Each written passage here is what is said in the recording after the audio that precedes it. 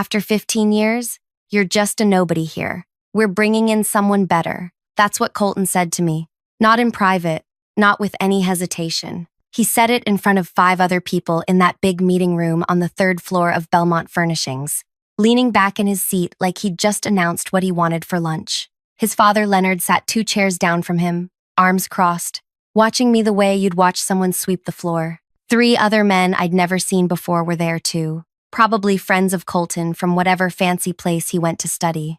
They were all smiling. I looked at Colton's face, 27 years old, hair gelled back, wearing a watch that probably cost more than what I made in 6 months. He'd been working here for 2 years. 2 years. I'd been here for 15.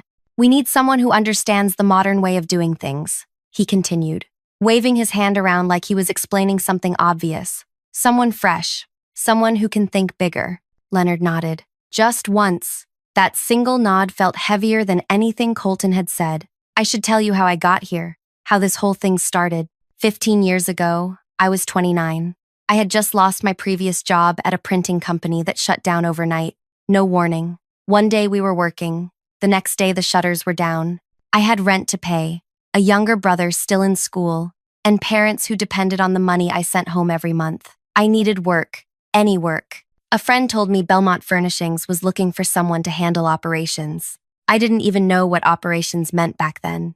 I thought it meant I'd be managing people, or something important. When I went for the interview, Leonard explained it to me. He needed someone to make sure the wood came in on time, that the workers building the furniture got their pay, that the trucks left when they were supposed to. He needed someone to handle all the things that nobody sees but everyone needs. It's not glamorous, he'd told me that day. But without this, nothing else works. I took the job. I needed the money. The first month was chaos.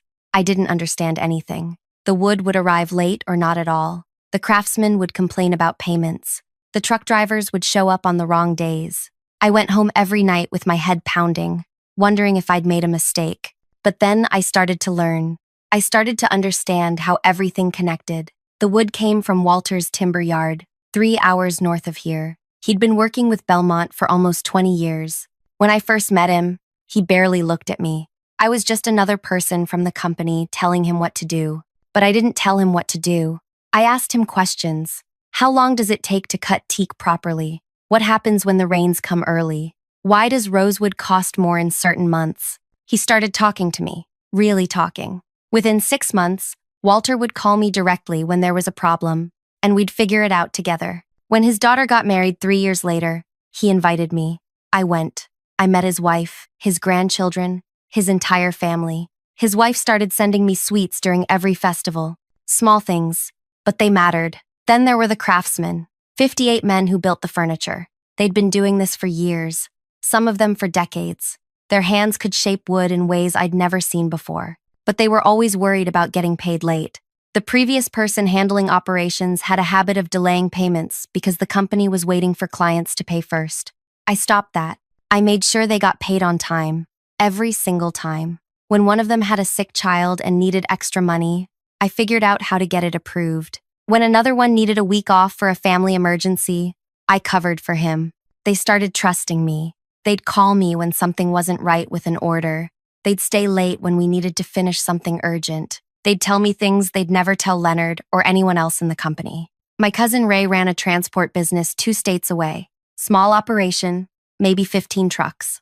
When Belmont needed reliable transportation, I brought Ray in. He gave us fair prices, and I made sure he got consistent work. For 10 years, his trucks carried everything Belmont sent out. This was my job. Invisible work. Nobody saw it. Nobody thought about it. When clients visited Belmont, they met Leonard. They met the designers. They saw the fancy showroom. They never met me. I was in the back, making sure everything actually happened. And it worked. For 15 years, it worked. 60 million worth of furniture moved every year. Orders were fulfilled. Clients were happy. Belmont grew. Then Colton came back from abroad. Leonard's only son. The heir. Everyone knew he'd take over someday. When he arrived 2 years ago, Leonard threw a big celebration. Introduced him to everyone. Colton walked around, shaking hands, smiling that practiced smile, talking about innovation and growth and all these big words that sounded impressive but meant nothing. At first, He didn't bother me. He was busy with other things, sitting in meetings with designers, talking to clients, learning the business. But slowly, he started asking questions. Why were we still working with the same timber yard? Why were we using the same transport company? Why weren't we trying to cut costs? I explained it to him. These relationships took years to build. These people were reliable. They trusted us. We trusted them.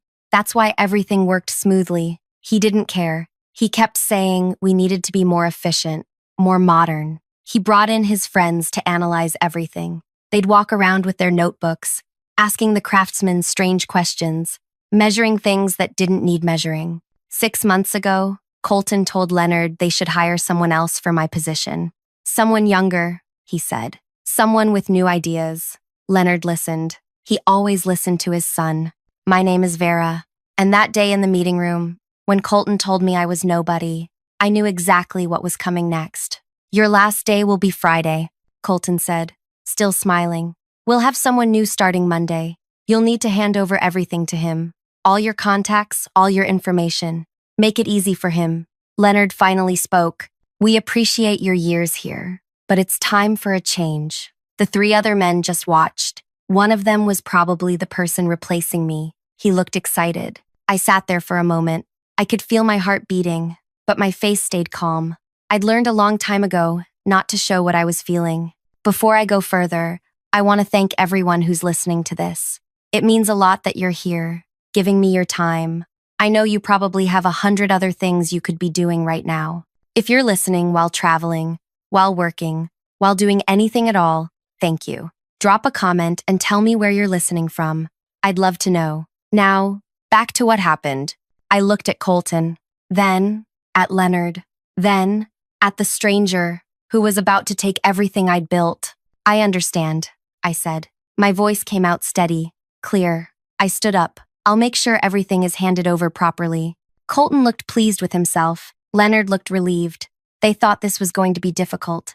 They thought I'd cry or beg or make a scene. I walked out of that room and went back to my spot on the 2nd floor.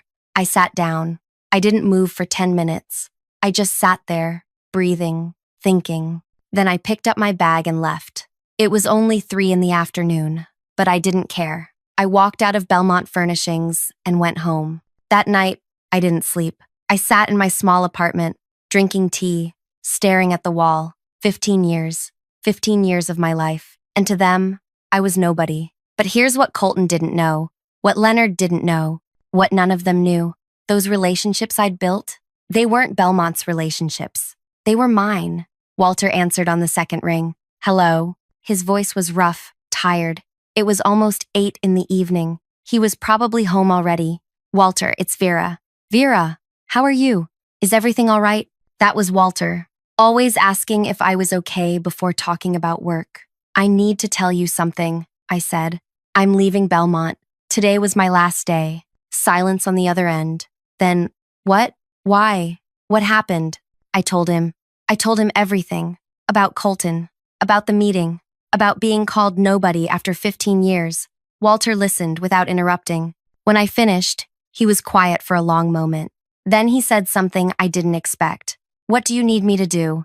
Not sympathy. Not apologies. Just that question. What do you need me to do? I need you to stop sending wood to Belmont, I said. Starting tomorrow. Tell them you're fully booked. Tell them whatever you want, but don't send them anything. Another pause. Longer this time. Walter's timber yard supplied almost 70% of Belmont's wood. He'd been working with them for nearly 20 years. This wasn't a small thing I was asking. You sure about this? He asked. Yes. All right, he said. Consider it done. They won't get a single plank from me. Walter, this might hurt your business too. He laughed. Actually laughed. Vera, you think Belmont is my only client?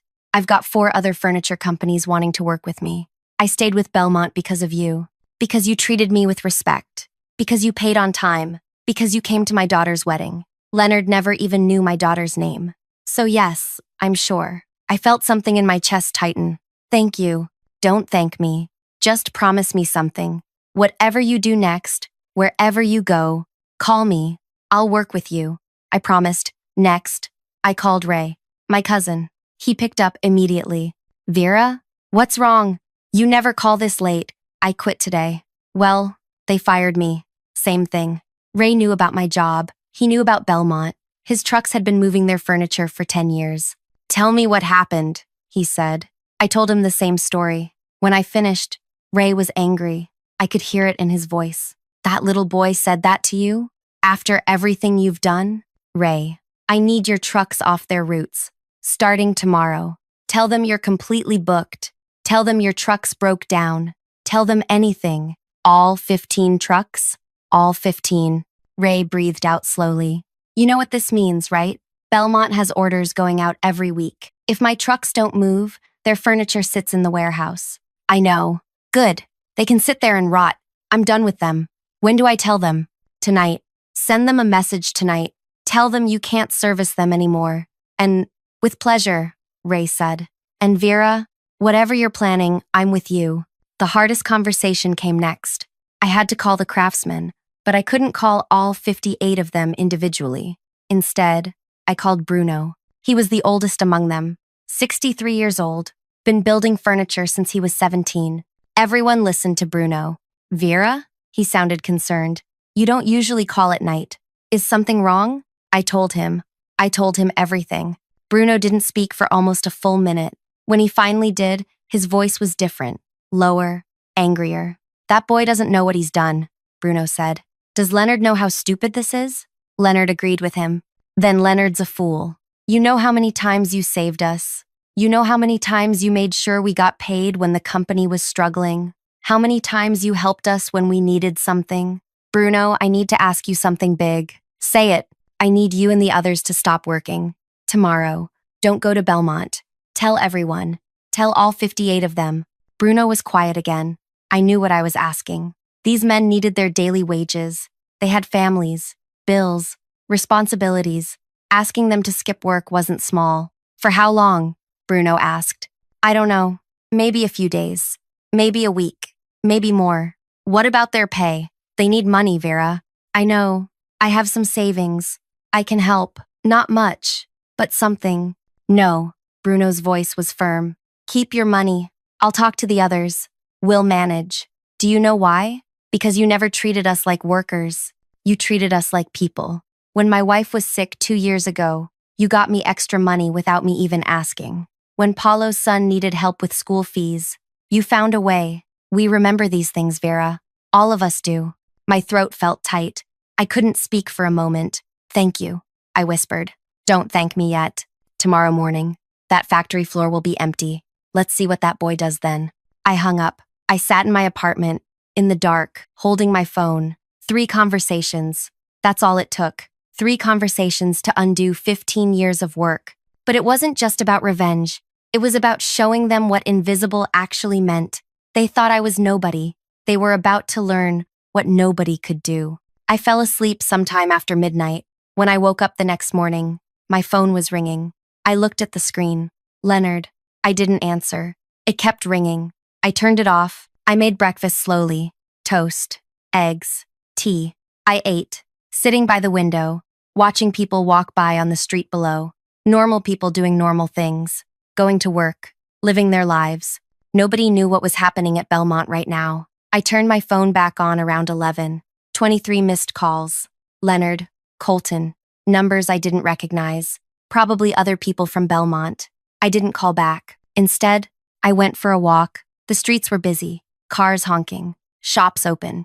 People everywhere. I walked for 2 hours, just thinking, remembering. 15 years of my life had been spent making sure a company ran smoothly. And in one afternoon, they'd erased me. But they hadn't erased what I'd built. They'd just lost access to it. When I got back home, my phone showed 41 missed calls. I still didn't answer. I made lunch. I cleaned my apartment. I did laundry. Normal things. Calm things. Around 4 in the afternoon, my phone rang again. This time, it was a number I didn't know. I answered. Vera? A man's voice. Panicked. This is Derek. I'm the new operations manager at Belmont. Leonard gave me your number. We have a serious problem. Derek. The replacement. The person who was supposed to be better than me. What kind of problem? I asked, keeping my voice neutral. Everything's falling apart. None of the craftsmen showed up today. Not a single one. The timber yard won't take our calls. The transport company says they're fully booked for months. We have orders worth millions sitting here with no way to complete them. Clients are calling asking where their furniture is. I don't know what to do. Leonard said, "You might know what's going on." I let the silence stretch. Let him sit in it. "Vera? Are you there?" "I'm here. Please. We need your help. Can you tell us what happened? Did something go wrong with the workers? With the suppliers?" "I don't work there anymore," I said simply. "Remember? I'm nobody." "I know, but please, this is urgent. We're losing clients." Leonard is furious. Colton is running around trying to fix things, but nothing's working. "You know these people. You know how everything works. We need you." "And out of the people, you need me?" I repeated the words slowly. "Yesterday, I was nobody. Today, you need me." "That's interesting. I'm sorry about what happened. I really am. But right now, we have a crisis. Can you at least tell us who to talk to? How to reach the timber yard? How to contact the craftsman?" "I gave you everything during the handover." I lied. I hadn't handed over anything. I'd walked out. All the information was there. There was nothing. No contacts, no details, nothing useful. Just some basic names. That's unfortunate. "Vera, please. People are going to lose their jobs if this continues. The company could shut down." Then I guess Colton should have thought about that before he called me nobody. I hung up. My phone rang immediately. I turned it off again. That evening, I got a message on my personal email from Leonard himself. "Vera, we need to talk. This situation is unacceptable. Call me immediately." I deleted it.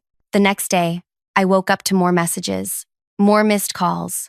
I ignored all of them. On the third day, Bruno called me. "Vera, you should know something. Belmont's new manager came to my house yesterday, begging me to come back to work, offering more money. I told him no. I called the others. They all said no too. He started crying, actual tears, said he was going to lose his job. I felt a strange satisfaction hearing that. "What did you tell him?" I told him he was working for the wrong people. I told him if he wanted to keep his job, he should tell Leonard to call you and apologize. He asked for your number. I didn't give it to him. "Thank you, Bruno." One more thing. Walter called me. He said Belmont tried to contact 3 other timber yards. All of them refused to work with them. Apparently, word spread about what they did to you. Nobody wants to deal with a company that throws away loyal people. I hadn't expected that. I hadn't asked Walter to spread the word. He'd done it on his own. "How are the others managing?" I asked. "The craftsmen. Are they okay without work?" "We're fine. Some of us picked up small projects here and there. We're supporting each other. Don't worry about us. Worry about finishing what you started." On the 4th day, my phone rang from an unknown number. Against my better judgment, I answered. "Vera?" Leonard's voice, but different, smaller, tired. "I'm listening," I said. "I need you to come back." "No, please. I'm asking you. We made a mistake. Colton made a mistake. I made a mistake. The company is falling apart. We have orders we can't fulfill. Clients are canceling.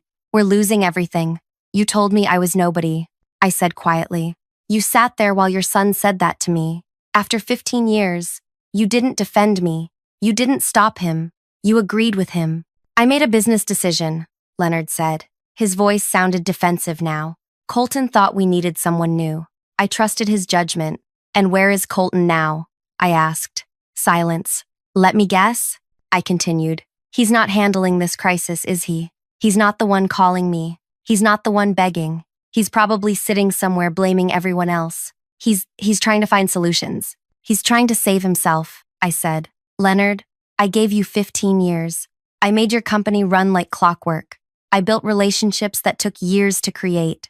I knew every single person involved in making Belmont work. And you threw me away because your son thought I was old news. I know I was wrong. But please, we can fix this. Come back. I'll double your salary. Triple it. Name your price. This isn't about money. Then what is it about? Tell me what you want." What did I want? I'd thought about this for 4 days. What did I actually want? "I want you to understand what you lost," I said. "I want Colton to understand that people aren't just replaceable. I want that man you hired, Derek, to understand that you can't just walk into someone's work and expect everything to magically work for you. But most of all, Leonard, I want you to remember this feeling, this helplessness, because that's what you made me feel. So you won't come back? No. Then tell me how to fix this. Tell me how to reach the timber yard, the transport company, the workers. I'll do it myself. I'll apologize to all of them. They won't work with you. Why not? We'll pay them more. We'll treat them better. Because they're not loyal to Belmont, I said. They were loyal to me, and you got rid of me. Leonard's breathing got heavier. I could hear the panic setting in. This will destroy the company. 30 years I've built this business. 30 years. And it's all collapsing because of one decision. Yes, I said simply. That's exactly what's happening. I hung up before he could respond. 2 more days passed. I heard through Bruno that Belmont had tried hiring new craftsmen. They found 12 people willing to work, but 12 people couldn't do what 58 experienced craftsmen could do. The quality wasn't there. The speed wasn't there. One client came to inspect their order and walked out when they saw the work. They canceled on the spot. Ray told me Belmont had approached transport companies from 3 different cities, offering double the usual rates. 2 of them refused outright. The third agreed, but their trucks broke down mysteriously on the first delivery. Ray laughed when he told me that. Apparently, truck drivers talked to each other. Word had spread. Nobody wanted to help the company that had disrespected someone who'd dedicated 15 years to them. Walter sent me a message. Belmont contacted 6 other timber suppliers. Every single one turned them down. You're a legend now. Everyone in the industry knows what happened. I hadn't wanted to become a legend. I just wanted respect. On the 7th day, there was a knock on my door. I opened it to find Leonard standing there. No driver, no assistant, just him. He looked like he'd aged 5 years in 1 week. His eyes were red. How did you find my address? I asked. It's in your employment file, he said. Can I come in? I considered saying no, but I was curious. I stepped aside. Leonard walked in slowly, looking around my small apartment. 1 bedroom, tiny kitchen, basic furniture. This was where I lived. This was what 15 years at Belmont had given me.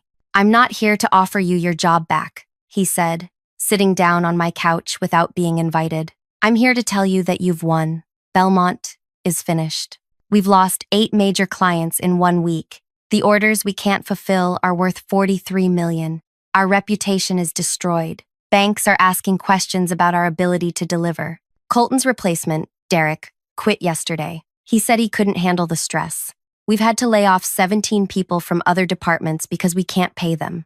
I sat down across from him. I didn't feel triumphant.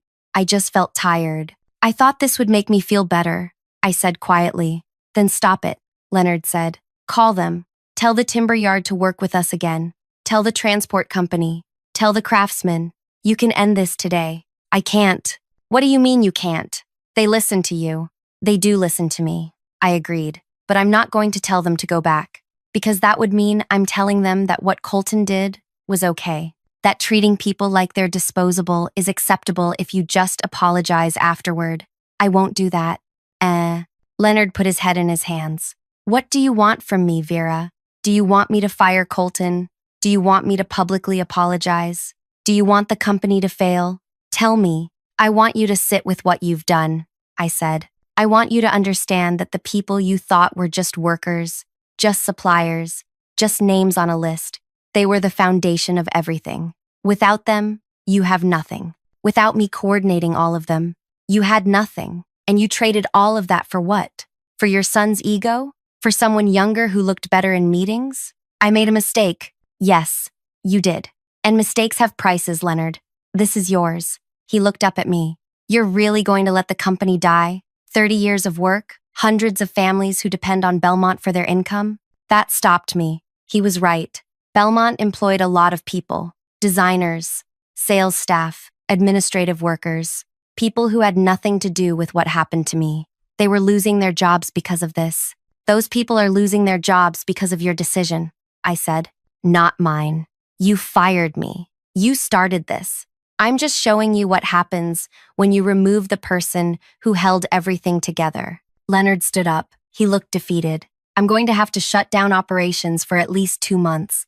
Maybe longer. I don't know if we'll recover. Colton keeps saying we can rebuild, find new suppliers, hire new workers, but I know better. What you built took 15 years. We don't have 15 years. What about Colton? I asked. What does he think about all this? Leonard's jaw tightened. He's going back abroad next week. He says there's nothing more he can do here. He's leaving me to clean up his mess. Of course he was. Colton had never faced consequences for anything in his life. Why would this be different? After Leonard left, I sat in my apartment for a long time. I thought about all the people losing their jobs, the designers who had families, the sales staff who needed their salaries, the administrative workers who'd done nothing wrong. But then I thought about something else. If I helped Belmont recover, what message would that send? That you could treat people however you wanted, and they'd still save you when you needed them. That loyalty was one-sided? No. Some lessons needed to be learned the hard way. 3 weeks later, I heard the news. Belmont Furnishings had officially ceased operations. They'd filed for protection from creditors. The building was being sold. Leonard was trying to pay back what he could, but it wasn't enough. Bruno called me that afternoon. We heard. It's really over. Yes. How do you feel? I don't know, I said honestly. Empty, I think. The others want to know what you're planning to do next. We're all waiting. Whatever you decide, we're with you. I hadn't thought about what came next. I'd been so focused on what happened that I hadn't planned beyond it. But then something occurred to me. All these people, Walter, Ray, Bruno, and the 57 other craftsmen, they were all available now. They were all skilled. They all trusted each other. They all knew how to work together. Bruno, I said slowly, what if we started something new? What do you mean? What if we created our own furniture business? Small at first. Just us. Walter supplies the wood. Ray handles transport. You and the others build the furniture. I coordinate everything like I always did. Bruno was quiet for a moment. Then, would that work? I don't know, but we'd be working for ourselves this time. No one could tell us we're nobody. No one could throw us away. I need to think about this. Talk to the others. Take your time. 2 days later, Bruno called back. We're in. All of us. When do we start? Starting a business from nothing wasn't easy. We didn't have fancy offices or big investments. We pooled what savings we had. Ray offered his warehouse as our initial workspace. Walter gave us wood at cost for the first 3 months. The craftsmen agreed to work for smaller wages until we started making profits. We called it Arbor Works. Simple name, nothing fancy. Our first order came from a small restaurant that needed custom furniture. The owner had heard about what happened with Belmont. He wanted to support us. That order led to another, then another. Word spread about craftsmen who did quality work, who delivered on time, who treated their clients with respect. 6 months later, we had steady work. Not millions like Belmont used to handle, but enough. Enough to pay everyone fairly. Enough to grow slowly. Enough to feel proud. I heard through someone that Leonard had moved to another city. Colton was still abroad, working at some company his father had connections with. Derek, the replacement who'd lasted 3 days, was apparently working at a bookshop now. And me? I woke up every morning and went to work with people who valued me. People who understood that relationships mattered more than resumes. People who knew that calling someone nobody was the fastest way to lose everything. Before I end this, I want to thank you again for listening all the way through. Your time means everything. If this story meant something to you, if it made you feel something, I'd be grateful if you could hit that like button, leave a comment telling me your thoughts, subscribe if you want to hear more stories like this. It helps more than you know. The thing about being called nobody is that it teaches you something important. It teaches you that your worth isn't determined by what someone else thinks of you. Your worth is in what you build, who you help, and how you treat people along the way. Colton thought I was nobody. Leonard agreed with him. They learned differently. And somewhere in that lesson, I learned something too. I learned that sometimes the best revenge isn't destruction, it's rebuilding. Taking everything they said you couldn't do and doing it anyway. Taking the people they thought were disposable and creating something better with them. Belmont Furnishings is gone, but Arbor Works exists. And every piece of furniture we create, every client we serve, every person we employ with dignity, that's my answer to being called nobody. That's how this story ends. Not with me crying or broken, not with them begging me to come back and me accepting, but with me building something new from the ruins of what they destroyed. Some people never learn the value of what they have until it's gone. By then, it's already building something better somewhere else.